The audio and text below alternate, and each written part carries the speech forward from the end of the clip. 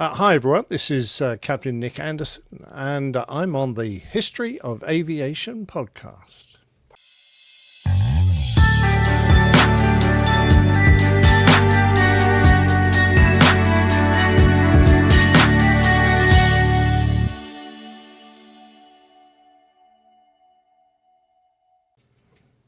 All right, everybody. We have the huge privilege today to be Hey, I'm joined not by that big. to, to be joined today by our special guest, Nick Anderson, Captain Nick Anderson. How is it going, Nick? It's going great. Thank you very much indeed, Derek. Pleasure to be on your show. It's really nice. And thanks very much also to producer Shay there. That's an impressive beard, Shay. That's Well, thank you very much. I really appreciate it. So every once in a while, I like to do like little things, make it do weird You things. want to be careful. You're going to put a lot of birds homeless if you keep doing that. A lot of I'm saving it for later kind of things. Oh, look at that. I forgot I had that. We just, Good job. Good job. Very So, cool. Nick, it's a huge privilege for us to have you on. Well, that's really nice. I don't know why. My career isn't particularly special, but I do enjoy talking about it. It's been one of the things that has kept me interested in aviation after retirement. So it's a delight to be able to talk to a new audience. Absolutely, and we hugely appreciate it. And jumping in, let's dive into your early days of aviation. Where was that spark? What started it all? Well, yeah, I guess it must have come from the family because my father was a World War II pilot. He flew flying boats for the Royal Australian Air Force, but they were based in the south of England, and they were flying out over the convoys that were coming across from America, trying to escort them and keep the U-boats away. And after the war, he moved into civil aviation. And of course, I grew up then with an airline pilot for a father. My brother became an apprentice engineer in an airline.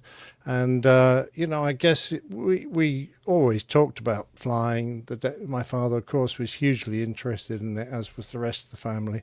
And I was the only one of his sons, three sons, who actually became a pilot. But he was always, I think, very pleased to be able to pass on that flying bug to me.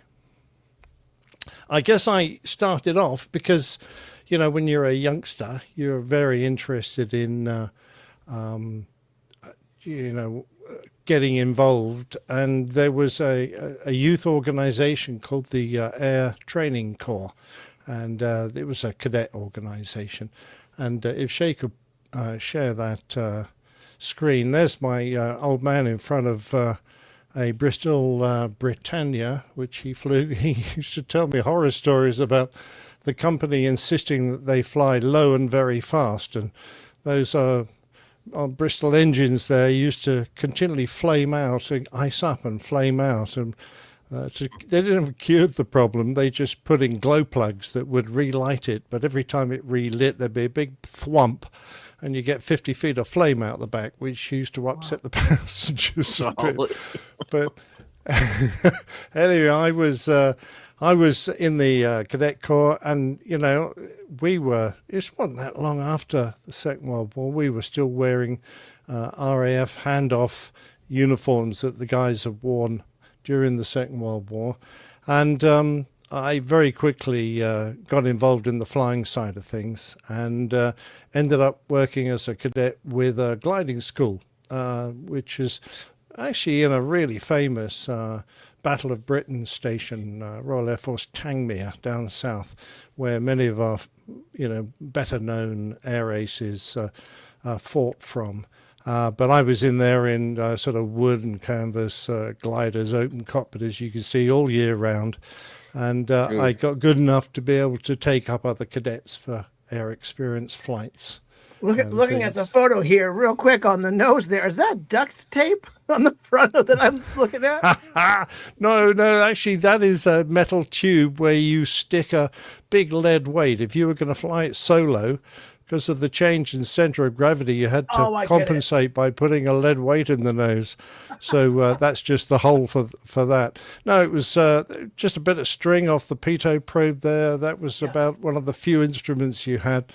And it only did about, I think the stalling speed was about 30 knots or something like that. It was just imagine just like they're pulling, the pilot in front is like, how's the tape holding up? No, it's good. They're still there. Okay. And that's open cockpit year round. Absolutely, yes. We used to get World War II flying goggles to wear and cold weather jackets and things. And it was really quite chilly in the winter. And how we didn't all get hypothermia, I don't know, because we were out there all day flying. But it was great fun. And it was kind of off the back of that, I did try and get into civil aviation. That was my dream. I wanted to drive a white Triumph Spitfire, and I wanted to have a whole bunch of girlfriends. I wanted to have a flat in the middle of London. That's what was my dream, like all the well-paid airline pilots were. But there were just no jobs at that time. There was a real dearth of employment. All the free flying schools that the airlines ran had all closed. And I remember chatting to a chief pilot of an outfit called British United Airways. And he said, look, son, we can't afford to train you. There are thousands of pilots out there, probably much better qualified than you're even going to be.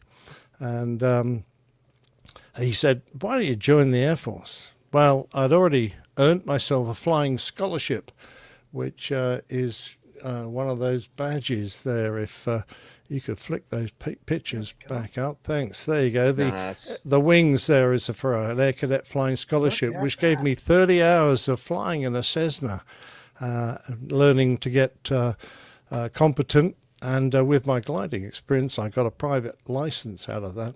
So the Air Force had already done an assessment of me in order for me to win that scholarship. So I ended up joining because it was the only way I was going to become a pilot. You see, I wasn't really keen on the military side of things, but boy, did I didn't realize how good it was be. I was making a big mistake. If I'd known, I would have gone in straight away. And soon after I joined, I ended up flying in these things, which was a jet provost. It was back then our jet-powered trainer. It was very slow and very noisy.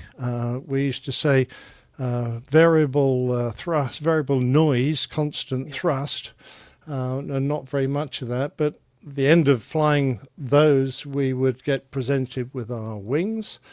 Nice. We had a big formal parade.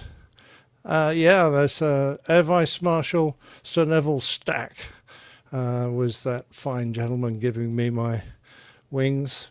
And then we moved on to be fast jet trained because, you either streamed onto helicopters, onto heavies, or to the world of fighters. And this was the little toy that they used to give us to fly. I'd imagine these ones are a lot faster than that previous one. Yeah, a little bit. Oh yeah, very much so. Yeah, this was the Folland Gnat. We crashed quite a few. In fact, sadly, we lost one of our students at the beginning of our course there when he sadly flew to the ground with his instructor trying to do a circuit at a diversion airfield. So they weren't easy airplanes to fly, but we just love them because that's the airplane that the Red Arrows flew, our formation team over here in the RAAF. And they do fantastic displays with them. But it was a tiny little aircraft. I've got a picture of me there hugging one. So, I could put my arm around it. There was a big concern that because I was a fairly tall bloke, I might lose my kneecaps if I ever had to eject. But it didn't really put me off, and luckily we never got there. So I had great fun doing that. And that's where the first time I had a bit of a hiccup in my flying training. We had a lot of low-level navigation training. because at that time during the Cold War, we envisaged trying to get into Soviet airspace, and because of their fairly sophisticated surface-to-air missile protection they had, especially near the border, we considered the only feasible way to get in was going to do it at ultra-low level. So we did a lot of that training when we were youngsters, and we only had a few hundred hours, so it was quite challenging. But I used to get lost. I regularly got lost, and I was very lucky. A fine instructor took me on under his wing, and she cured my problem. It only took him, I don't know, half an hour. And there's like a lot of fairly advanced aeroplanes. I say that with, in inverted commas. The Nat had a magnetic detector in its wingtip to tell you which way the compass was going to point, and then that was fed to a DG, a gyro-driven compass in the cockpit. And in order to, when you went round a hard corner, as we did when we got to a turning point, you had to make sure the compass was still synchronized to the magnetic detector in the wing. And in order to do that, we'd look down and we'd check that there was a little doll's eye that used to flick between a dot and a cross, dot, cross, dot, cross, and that meant it was synchronized. And so we'd do our hat checks as we went round a corner, on the correct heading, at the correct altitude, and the time.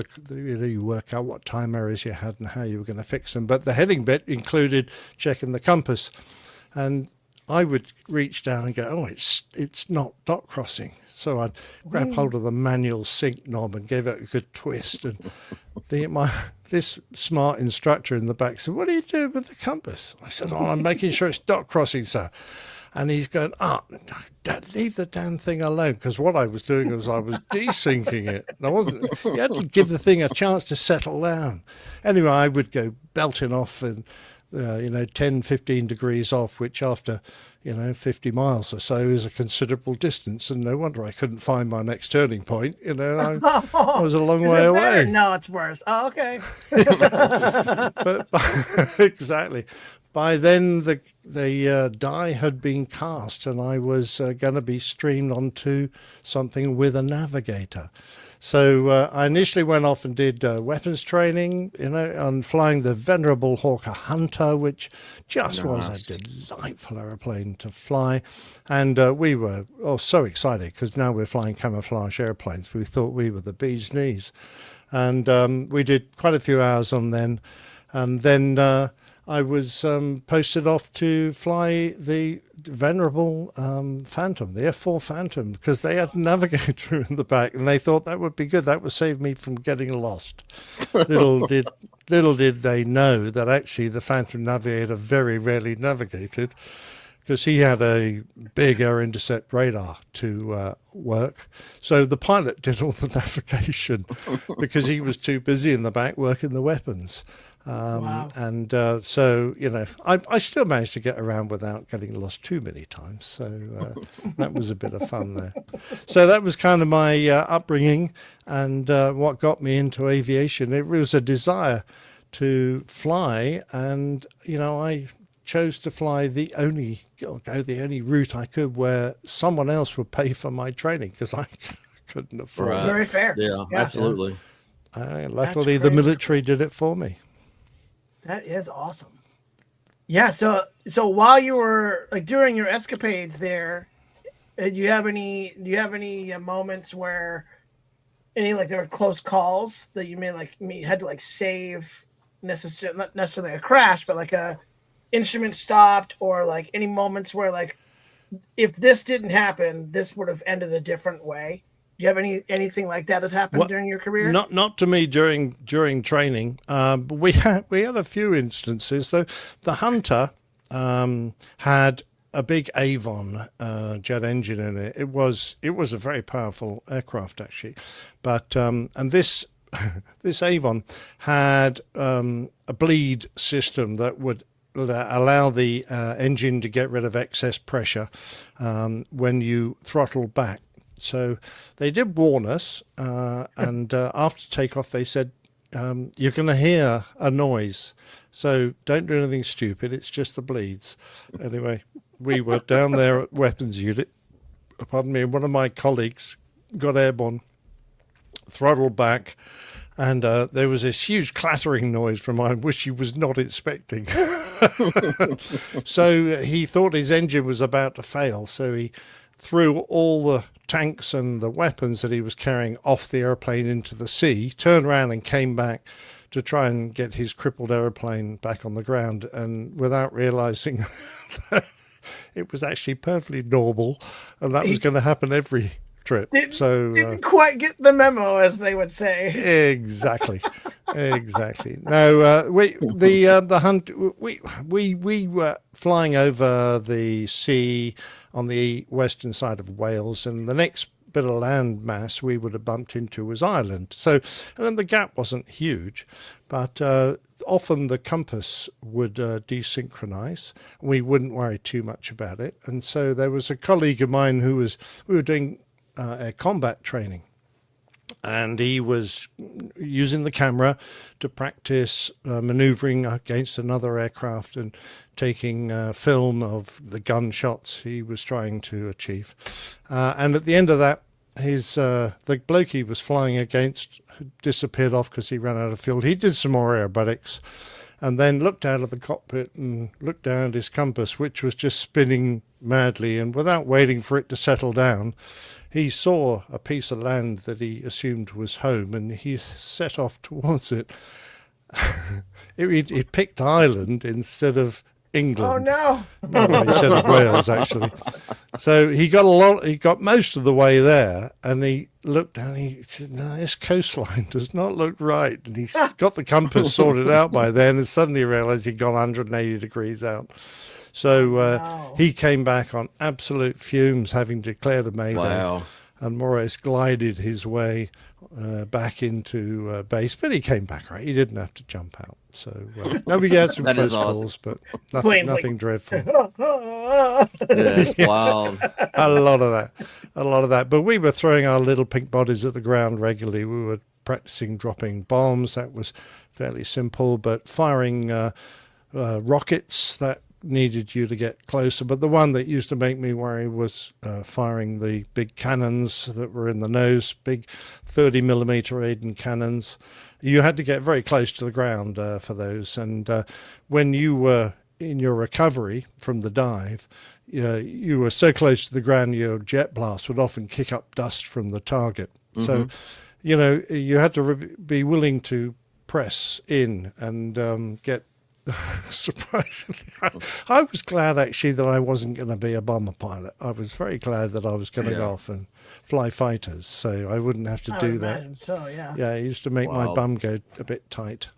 Now, how does that work with the bomber pilot? Do you create the force in which the projectile goes? So you basically come down, release it as you go, and it just continues the speed that you were going. Is that how that works? That's exactly right. You just imagine you present a very nice steady platform, which is kind of hard to do when you're being shot at. But the idea is you fly you fly a nice steady on the correct angle and at the correct speed and at an appropriate height. Assuming you got everything lined up, you would release the weapon and off it'd go. But of course, later on in my career, I would end up flying F-18s, and actually I was on the air-to-ground squadron, and that damn thing just has a huge ballistics computer in it and a wonderful piece of symbology that tells you when to release. And I'm not kidding, from our efforts to drop bombs in a purely manual mode, the Hornet was so accurate, even with dumb bombs. Wow. It was great, but of course, you add the technology of laser-guided bombs, etc., and you've got something that you can put in through the hatch of a tank almost. So that was a lot different and very simple in comparison. Yeah, that is amazing, absolutely amazing. And moving on from your RAF career, did you go straight into the airlines, or did you take a break between the two?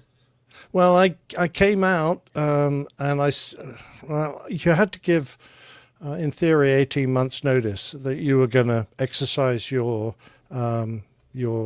decision point. So there were a couple of decision points you could make as to whether you were going to stay or leave. And mine, it was 18 years or basically service. And in fact, they made me extend that to 19 years because otherwise I wouldn't have got a flying tour for my last job. So they would say, 18 months notice, tell us if you want to leave. And so I said, yeah, I'm going to go. Thanks very much. I've done enough of this. I want to go join the airlines. And then somebody declared war. And the Gulf War kicked off. And I was not involved in that. Some of the squadrons around me went, but I was very firmly still back in the UK. But I was leaving the Air Force, and the airlines had basically stopped flying. Nobody wanted to go on holiday when all this was kicking off. Yeah. So no one was recruiting. So I kind of put my hand up and said, I might have made a mistake. Can I stay? And they go, no. Off you go, So I sat for basically a year trying to find a job. And I'd done my licenses, and which was not a simple matter, but, I achieved that little job. And I was kicking my heels around, and very luckily a friend said that he'd heard of a job going with British Aerospace. They are one of our aircraft manufacturers over here, and they were looking for someone to fly one of their Tornadoes and do some Hawk flying, which Hawk's one of the trainers we use and that they made. So for about 4 or 5 months I managed to work for them, and had some great fun actually. They were a super bunch of guys, and the aircraft that we flew and the job we did was very interesting. For example, they were trialing towed decoys. So if you're the old technique of throwing chaff and flares out if you've got a missile incoming, that's a bit old hat in theory, because much better is to tow an electronic decoy out of the back that will, a considerable distance behind you, that will lure any missiles to it instead of to you. So they were in the early stages of developing, and they wanted someone to trial that. So the test pilots were doing that, but they needed someone to fly a photo aircraft behind to film the decoy. Mm-hmm. Then that was one of the things I was doing for them. And that was pretty exciting stuff. That's pretty cool. Yeah. And I worked for them for a while, delivered some aircraft from the UK to Malaysia, some trainers. And then, luckily, the airline started recruiting, and I was able to get a job with Virgin Atlantic. That's awesome. So it was great. It was a year on the dole, so that's our word for taking benefits. So I was using up our savings at a great rate, and also had a mortgage and all that, a wife and 2 kids, and so it wasn't particularly easy, but so I was very pleased, and I chose the airline Virgin Atlantic. Now I could have gone to Monarch. Monarch was a charter outfit that had offered me a job, and I thought about that. And then I got an offer at the same time to go to Virgin, and I chose Virgin, which was kind of very lucky for me, because whereas I stayed with my airline until retirement, Monarch disappeared. It went bankrupt a few years prior, and on the way their pension fund had been raided by the company to try and fund themselves. So there were people who were getting very little pension after many years of work, And of course, eventually the airline dropped out from under them. So I was glad I wasn't in that situation. That would be a dreadful situation. But this was my first day of going to work with Virgin. And Very I cool. remember that uniform awesome. well. It was, we went to a little outfitter in Gatwick, and it was pure nylon. Absolutely. There wasn't wasn't an ounce of natural fiber in that whole Golly. thing. And it was very thin. So if you wore white underpants, they showed through. Oh my goodness. It was cheap and cheerful. But I'll tell you one thing, you could come in very tired after a flight and you could throw it in the corner of the room. And 2 days later, you could dig around and find it and pick it up and shake it. And it looked as good then as when you took it off. So, that was the only good thing about it. But that was the first of, I think, 4 different uniforms I wore with that outfit. But I was delighted to get a job with Virgin. It was a good airline, and I took to civil aviation very easily. I enjoyed the change in lifestyle because there's a considerable difference between climbing into an airplane wearing a green flying suit and working your nuts off for an hour and a half, 2 hours, sweating, and it's a very physical job. Yeah.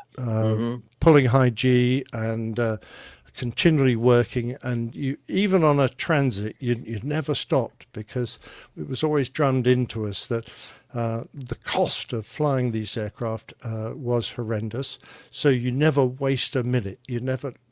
So we would be doing some practice maneuvers while we're progressing away or back home. We would be practicing formation flying. When we got back in the circuit, if we had a bit of fuel left, we'd always bash the circuit, get some practice in. Whereas the life of an airline pilot is so different. You put on your smart uniform and you clamber into this beautiful air-conditioned aircraft.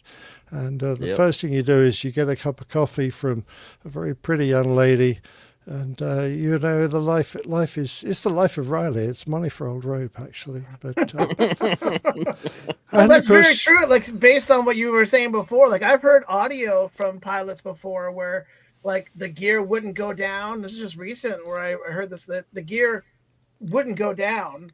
And he's going for a landing, so the tower said, "Hey, go around because your gear's not down." He goes, "Oh, thanks. That would have been bad." And then he comes back. So during his second go through, and he goes, "Hey, do you want to do like a, I'll say drive by, but like a close flyby for the tower to look at?" I'll look and see. He's like, "No, I can see the indicator. We have like a second thing. It's just the only thing is that the gear won't come back up. But that's not my problem. I don't care." Exactly. And so I think that's kind of what you're talking about, like that whole feel of like, this is not like, it's not my problem that something went wrong. I'm just the flyer. I'm just a pilot. Exactly right. And so long as you follow your procedures and your checklists, you're 99.9 times you're going to be, out of 100, you're going to be fine. Whereas a military absolutely.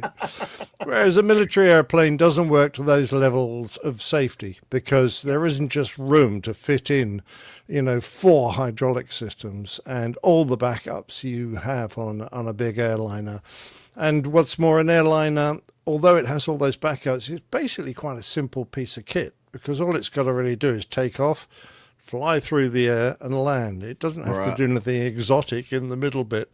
So, it's not like it has to pound in on a carrier or, do anything, the high G or all that kind of stuff. So, airline flying, it's a lot more involved, because you going halfway around the world quite often, and every single country has its own little nuances, procedures, whether you're flying perhaps at feet or a metric altitude, all the rules and regulations required to get in and out of the different countries. Sometimes it was simple, sometimes it was complicated, and you'd often get turned back, if you we had some guys trying to fly a new route across Russia, and it had been agreed at government level, but no one had told the Russian air traffic controllers. And when they got to Moscow, they ended up with a couple of MiGs on their wings.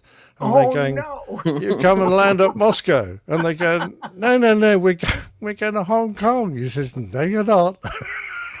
And they literally had to find cash to buy their way out of Moscow and pay for some fuel to go on board.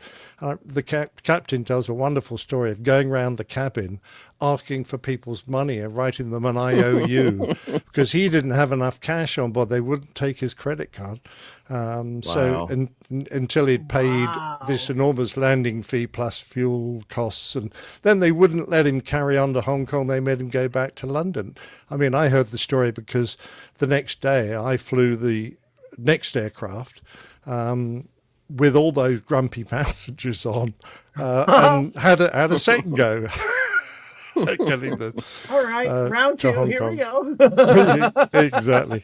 So it was sometimes it wasn't smooth sailing, but we did go to some wonderful destinations. And one of the lovely things about long haul flying is that you go and see parts of the world that you really only dream of, and of course you're being paid to do it, so that's great. So I've got some pictures here of some places. There you go. And you meet some lovely people. I got to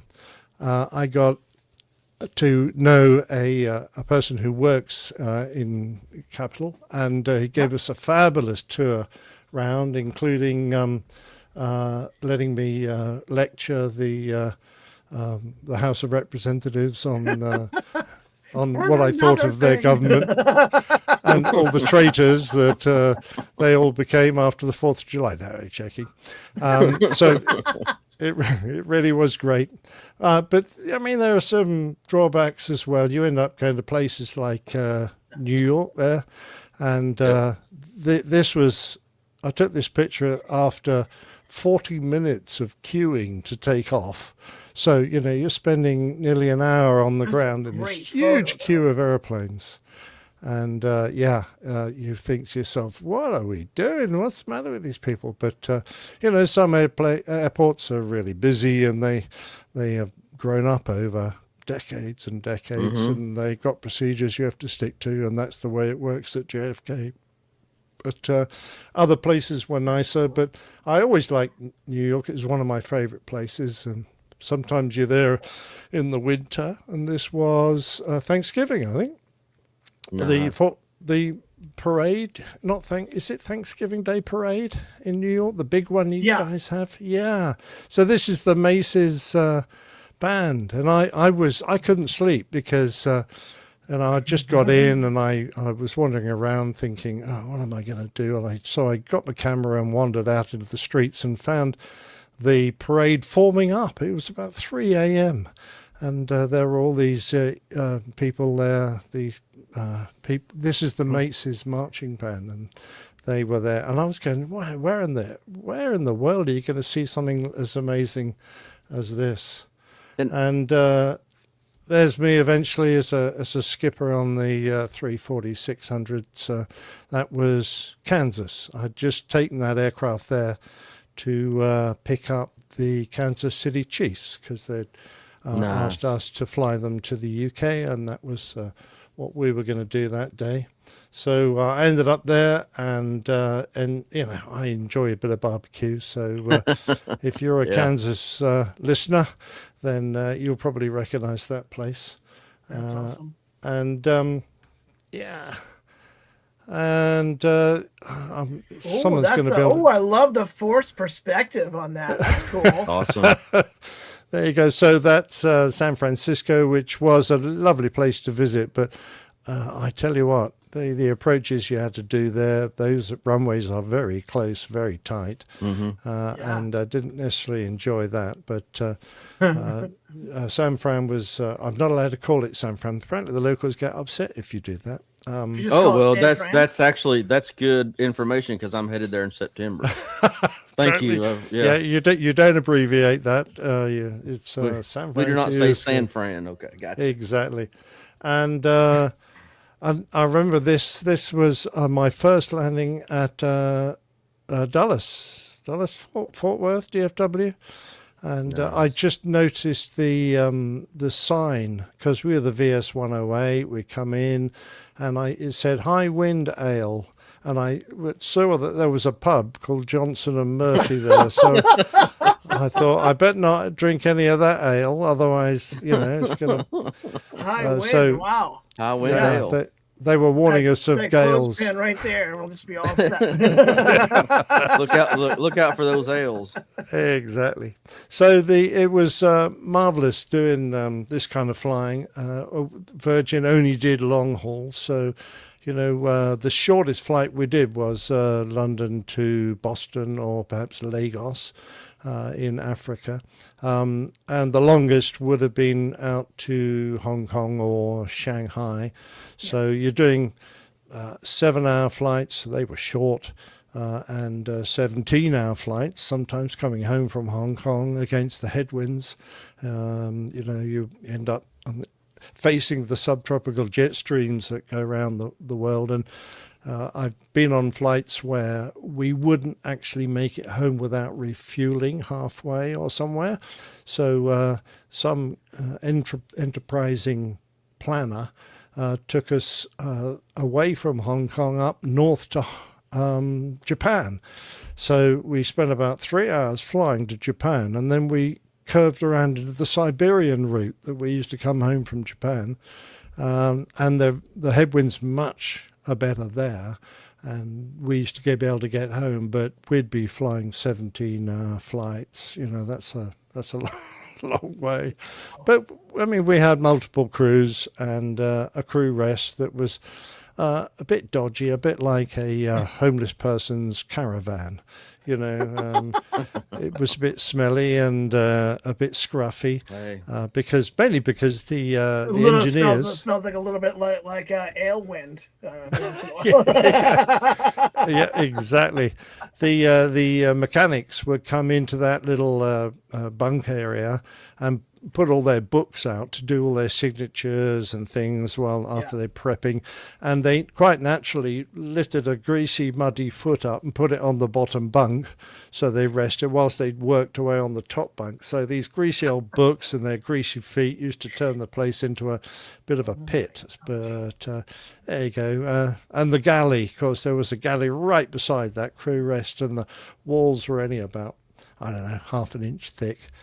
So anyone crashing dishes or, even just giggling and chatting. Like right here. Yeah, it was right by your ear, and they generally thump it because, they're pulling trolleys in and out. Eventually one would go and they'll wake you up. So, Yeah, I can just imagine, like, if you knew some of the cooks in there or whatever, like, hey, Anderson's sleeping, watch this.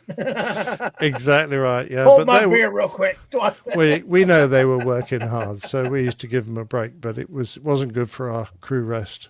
I bet. Now, you talked about, like refueling midway. Now, I don't know where this part came in terms of like the military stuff, but you know how some airplanes now you can refill mid-air, like they have this thing that you can dock with and it'll give you fuel. Like plane, did you guys ever have to do anything like that, or is that like pre that existing? That was very much in the military world, but that had been going on since the Second World War. Really, they were playing around with it. And they developed it post-Second World War. But the Americans, you guys needed to be able to keep your SAC bombers, nuclear bombers, airborne during times of tension for long periods. Absolutely. So you developed the boom system, which you used for most of your aircraft, mainly because you needed to be able to deliver huge volumes of fuel to these great B-52s in a short period of time. We went with a probe and drogue system. I do actually have some pictures. Let's have a look. I think I've got one. There we go. If you could bang that one up. There you go. That's a Phantom. Oh, look at that. That's cool. That's more... So that's a Victor V bomber that had been converted into a tanker, and that was us deploying out to Cyprus. So it's about a 7-8 hour flight from our base in Scotland. And we had a probe that would extend from beside the cockpit, and then the tanker would trail a hose with a basket on the end. And you'd just fly behind and then gently creep up on the basket. When it wasn't looking, you'd stick your probe in, and then you'd push it up. That would turn some valves, and the engineers on the aircraft would switch the fuel on, and you'd suck some gas out of it. And that's how we did it. In fact, we would so frequently do air-to-air refueling, we became pretty good at it. It was just, if you were doing it at night in a thunderstorm, it became a bit difficult. But generally speaking, in a nice day like that, it was easy, and something that was just part and parcel of doing the job. Now, assuming that you've done that, what goes through your mind the first time you ever have to do that? Yeah. Well, the thing that goes through your mind is that all my mates are watching, because we used to go up several aircraft onto the tanker, and we'd all be students or young chaps on the squadron, and the trick was to never try not to miss, because every time you missed, you're going to have to buy a beer for everybody. So all the other pilots would be looking at you, making note of how many times you missed. Yeah. And it was quite easy to damage the basket. The basket's a big piece of kit, but it's made generally, it's not solid, it's made of spines, and it's got a big canvas circle around it when it flies, and that's full of radioactive dots that would glow at night. Would glow, wow. In the days when you were allowed to put radioactive stuff. Yeah, similar in some watches. They would do that exactly. in some watches. Yeah, exactly. And if you came in too fast, you could jam that probe straight through the spokes of the basket, and it would end up dangling on the end of your probe. And then when you pulled out, you could frequently break something loose, and that would go straight down the intake and destroy an engine. And that was, luckily the Phantom had 2 engines, but that was definitely not recommended. One, we're good. It was a trifle expensive. Yeah. So, blame Anderson. It was Anderson's fault. He did it. Yes. So we had various calls if you did that. It was called a spokes if you went through the spokes. But normally you'd just tip the edge and the basket would flip and you'd miss. And then it would often bang into your aircraft. You get scratches all over the canopy, or it would go round a couple of times. Some people were a bit aggressive, and it would go down towards the intake. And then this big basket blocking the intake might cause the engine to pop, so you get a small surge out of your engine, and all there were lots of potential hazards. But and occasionally the basket would end up stuck on your probe, and the hose would break. And we had a couple of times with people landing with the basket on and 20 feet of hose dangling behind, and they'd have to drag this. Because it looks like in this photo, there's a couple of white spots in the middle of is that where things could break, or would it break over? No, that was just the 10-foot markers. So gotcha. you could tell how much hose you'd pushed in. You had to put it in about 10 feet to get the fuel to flow. And then you had to hold station, because, if you came too close, of course, you were in danger of hitting the slipstream of the Victor.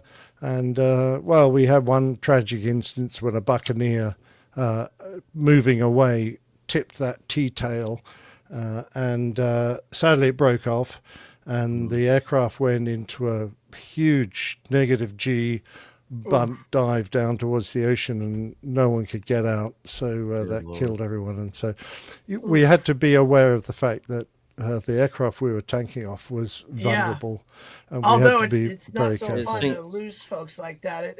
I feel like a lot of times where that kind of thing happens, that's where the most learning takes place. Like, hey.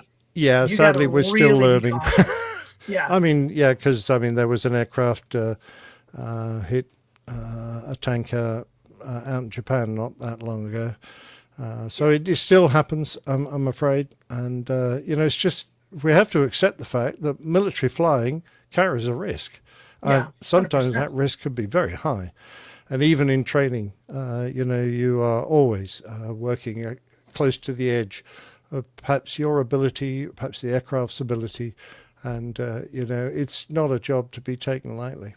Yeah, Absolutely not. No, and that's as a Cub pilot, just to fathom even trying to line that thing up, get your speed right, just to me is like it seems impossible, and you guys are out there doing it. I know, right? Yeah, but we had pretty good instructors. We had a good level of training, and it was just wonderful building block style of training, and all the time you're being assessed, and if you're not quite making the grade, it's very sad, but you would be eased to one side and given an easier job to do.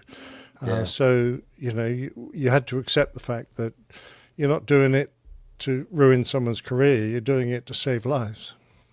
Absolutely. Wow. And we talk about, things changing, and how do you think that things in aviation have changed over the years till now? Well, I've got a picture actually that kind of typifies this. So there you go. There's me as a young cadet, and I was flying gliders, and there's me as an old captain flying the A340-600. And in the middle there, I've got the Phantom. That was designed in the 50s, and the first prototype flew in about 58. It really was a monumental leap from the aircraft of the Second World War, yet it was only sort of 10 years later that the Phantom was designed.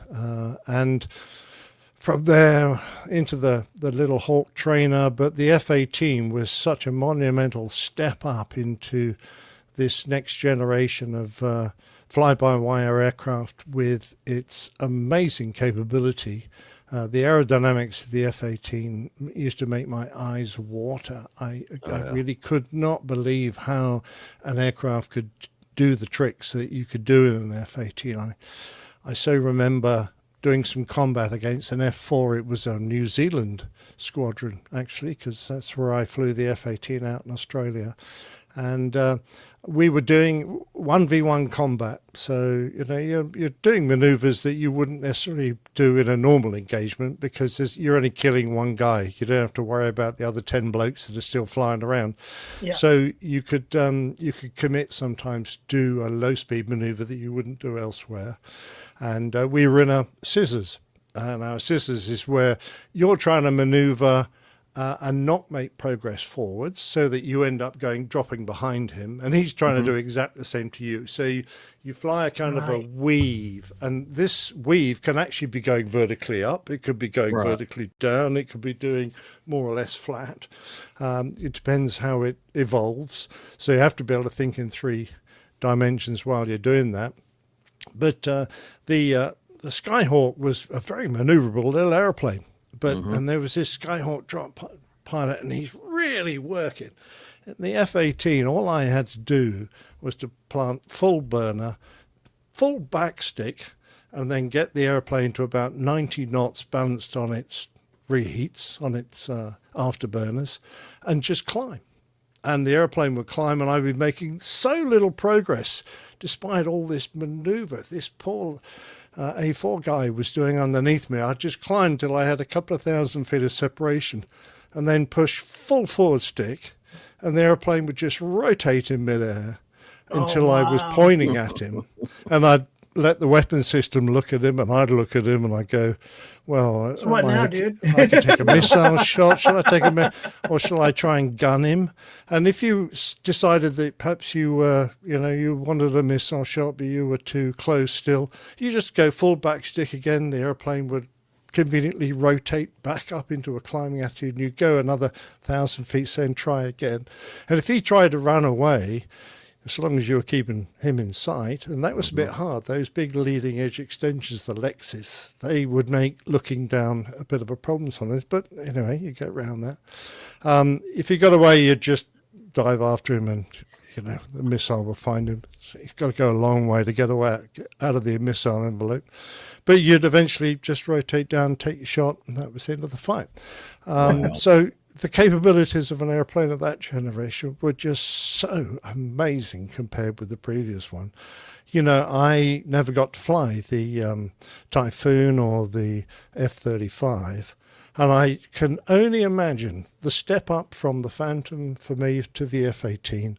If there's a similar step up in technology and capability up to something like the F-35, I think I'd be gobsmacked. I hope I would be gobsmacked to actually find out how that thing works and have a go at it. I think it would be just an unbelievable aircraft to fly. Oh yeah, it's absolutely phenomenal. And the same with the civil world. I mean, I look at my father's aircraft that he flew, twin-engine aircraft with let's say the Viking or the DC-2 he flew, which he would take all the way across Australia, or the Viking he flew all the way down Africa, 9-day flights, to get all the way down, turn around to say somewhere like Harare and then come back. He ended up flying the 747. And one of his greatest joys was to show me, because I got to jump seat with him lots, to show me the printer that he could get weathers from. So no more listening on HF radio, trying to get, and looking at your watch because you knew that the airfield you wanted the weather for only came round once an hour, and it was the hour plus 15 minutes, and if you missed it, you'd have to wait another hour to get the weather. And he could just press a button and get weathers all over the world, and it would come out on a printer beside him, and he used to think that was just the bee's knees. And that was the early 747s, that was the 100s and 200s. So, as a flying aircraft for me, like the A340, all fly-by-wire, just the most gentlemanly airplane to fly. It was fantastic. I thoroughly enjoyed it. And that leap in technology, although it's slower in the civilian world, they've only just really started getting HUDs, head-up displays in every airplane. But those of us from the military, that thing is an absolute godsend. Why on earth the civil world didn't, give their pilots those facilities years ago, I do not know. But they're becoming more and more common now, and they are such a boon.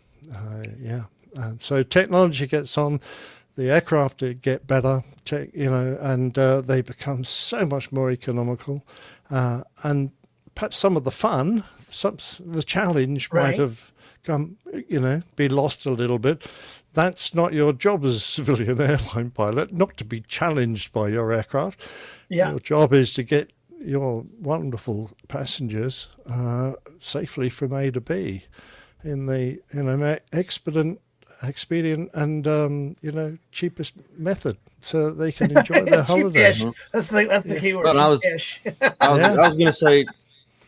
going to say now now you get your weather from an iPad on your lap. Oh, indeed. That had just come in to Virgin just before I left, and we were even getting live turbulence forecasts for our routes, which was just the amount of stuff you can get from your iPads now. Just brilliant. So that's good. Like that. What Nick keeps your passion today? What keeps your aviation passion alive today after retirement? Well, I can't fly anymore, really, because, my health doesn't really hold up anymore to give me a medical. But so I kind of have to a certain extent, live off my memories. But I don't do it just for me. I also do it for anyone who's willing to listen, because I give lectures to the Royal Aeronautical Society, to aviation enthusiast groups around the United Kingdom and across Europe. And I thoroughly enjoy doing that. Of course, I, like yourselves, I podcast weekly with the Airline Pilot Guys show. And I also do my own stories, whether they be personal stories, or I try and find little niche subjects to do with aviation history that have interested me. And I think, pardon me, if they interest me, then hopefully I'll find an audience out there that will also enjoy them. But the memories of things I've seen in my aviation career are something that I always enjoy looking back on, and I've got a few pictures here perhaps that so this is kind of waiting for our parking slot. We were parked up waiting for stand 317 at Heathrow to come free. There was a big fat old overweight 747 in there being de-iced. Yep. So I grabbed my camera and took a picture, and because I've always been very keen on photography, and these kind of memories have stayed with me for years. Wow, that's a cool.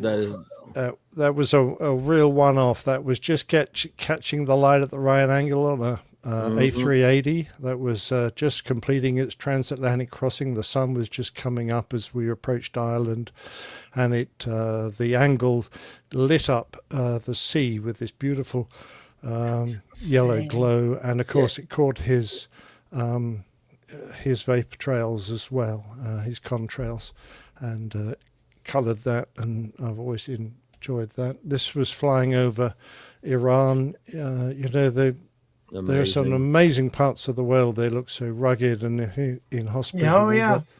They do make the most fabulous scenery. This, I think, was going into Dubai. There was a lot of sand in the atmosphere, but it was partly that and partly the sunrise. And we were just undertaking this bloke, so we were going a bit faster than him, and we were going to pop out in front and climb up. But watching the other guys in the sky was fantastic. Oh, yeah, definitely. This was at Heathrow, watching one of our beautiful 600s, A340 600s, coming in for a very reasonable landing. There wasn't too much going on there. But this is the one that gives me still great feelings. This was catching a cloud, a special cloud called noctilucent cloud. It's called often night shining cloud because it actually glows.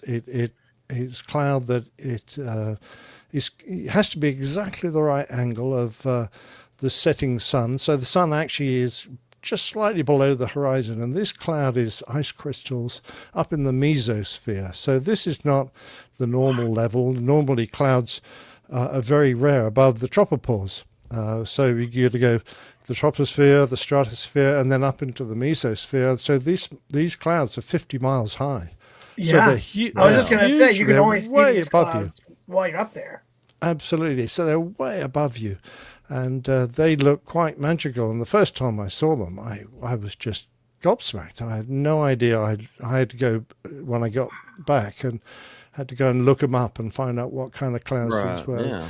But there are some sights I've seen after a career in aviation that just still leave me speechless. And it's that kind of joy of what you can experience as a pilot that makes me want to encourage more people to take it up and enjoy what I have enjoyed. Absolutely, and what an amazing career you've had. We thoroughly enjoyed it. Oh, I'm very pleased. It's been an absolute pleasure chatting to you guys. I look forward to perhaps the chance of doing it again one day. Absolutely. We'd love anytime. Yeah, you're welcome back anytime. Now, is there anything that you want to promote, that you want to share with us and our viewers, and that you're doing? Well, if there's anyone that hasn't heard of the Airline Pilot Guy show, the APG, then that's the show that Captain Jeff has run for, we're on show 715 now. So we've been going for a while. Along. Yeah, you just released it a couple of days ago, yeah. Oh, absolutely.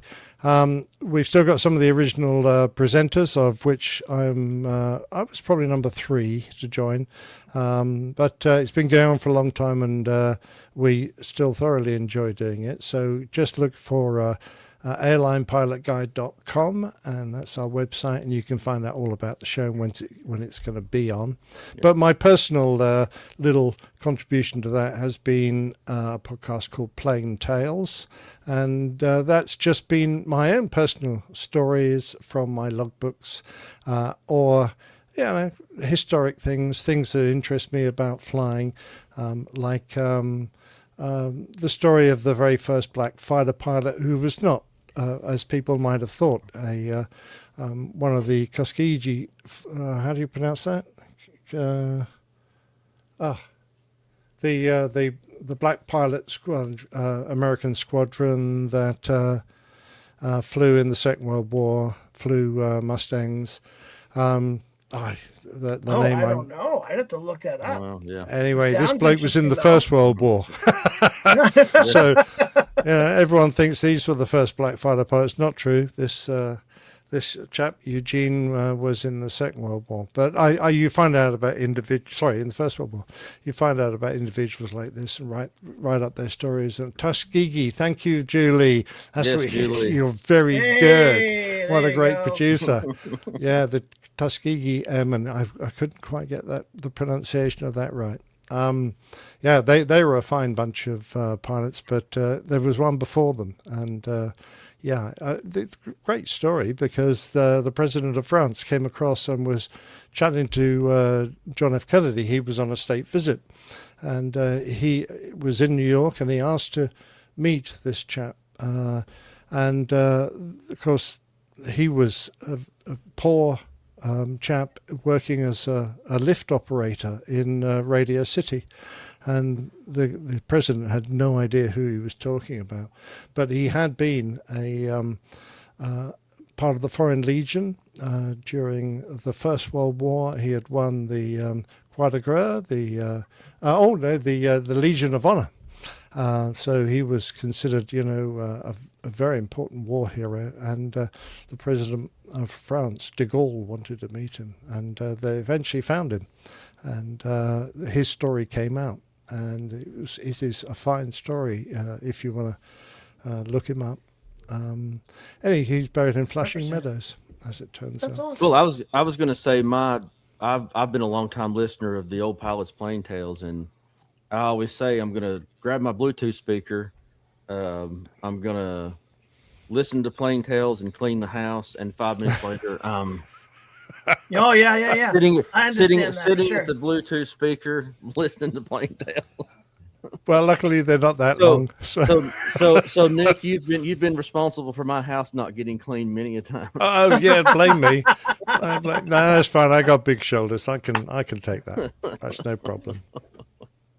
That's amazing. Absolutely, we appreciate it. I definitely want to have you on sometime soon. It was a great. Well, if you ever get bored and want someone to have a beer with, then I'm your man. All right, we'll Right do on. it. We appreciate you, and we'll see you next time. Yes, Okay. Nick Anderson, Captain Nick Anderson. Many thanks. Look after yourselves and good luck. Thank you so much.